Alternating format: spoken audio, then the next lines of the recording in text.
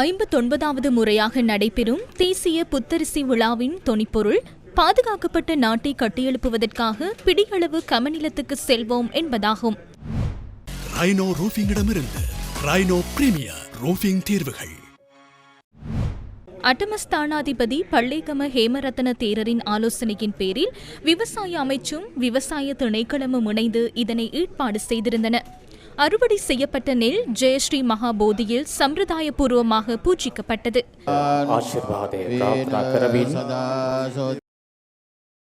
தேசிய புத்தரிசி விழாவை முன்னிட்டு ஜெயஸ்ரீ மகாபோதிக்கு பூஜைகள் இடம்பெற்றதுடன் ஆதிவாசிகளின் தேன் பூஜையும் நடைபெற்றது. இதன்போது ஜனாதிபதியால் விவசாயிகள் கௌரவிக்கப்பட்டனர்.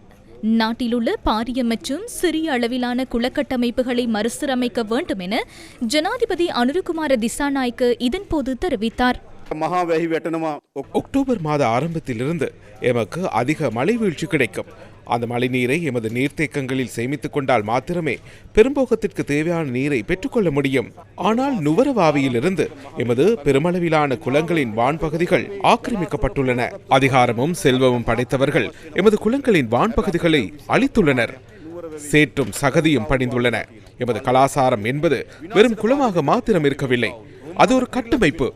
ஒரு தனி தொட்டியாக அல்லாமல் ஒரு கட்டமைப்பாகவே அது அமைக்கப்பட்டிருந்தது.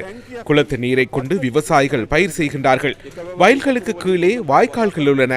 அந்த வாய்க்கால் வழியாக நீர் அடுத்த வாய்க்காலுக்கு சென்று அதிலிருந்து அடுத்த குளத்தை சென்றடையும். அவ்வாறு பாரிய இலங்கா கட்டமைப்பில் எமது நீர்ப்பாசனம் கட்டமைக்கப்பட்டிருக்கின்றது. தற்போது சஸ்டைனபிள் டெவலப்மெண்ட், நிலையான அபிவிருத்தி குறித்து பரவலாக பேசப்படுகிறது. நிலையான அபிவிருத்தி தொடர்பில் பாரிய தொழிற்சாலைகள் மற்றும் பாரிய திட்டங்கள் குறித்து பேசுகின்றார்கள். ஆனால் நிலையான அபிவிருத்தியை உருவாக்குவதே எமது குளக்கட்டமைப்பு என நாங்கள் நினைக்கின்றோம். நாங்கள் மிக சிறந்த தீர்மானம் ஒன்றை எடுத்துள்ளோம். மீண்டும் எமது நாட்டில் உள்ள சிறிய மற்றும் நடுத்தர அளவிலான குளங்களின் கட்டமைப்பை மறுசீரமைக்க வேண்டும். அவ்வாறு செய்யாமல் நாம் முன்னேற முடியாது. இதன் போது சில பிரச்சனைகள் வரலாம், பல எதிர்ப்புகள் ஏற்படலாம். ஆனால் இந்த நாட்டு மக்கள் என்ற ரீதியில் நாம் ஒரு நிலையான உறுதிப்பாட்டிற்கு வர வேண்டும்.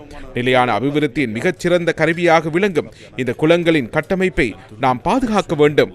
இந்த குளங்களை நாம் எதிர்கால சந்ததியிடம் பாதுகாப்பாக கையளிக்க வேண்டும்.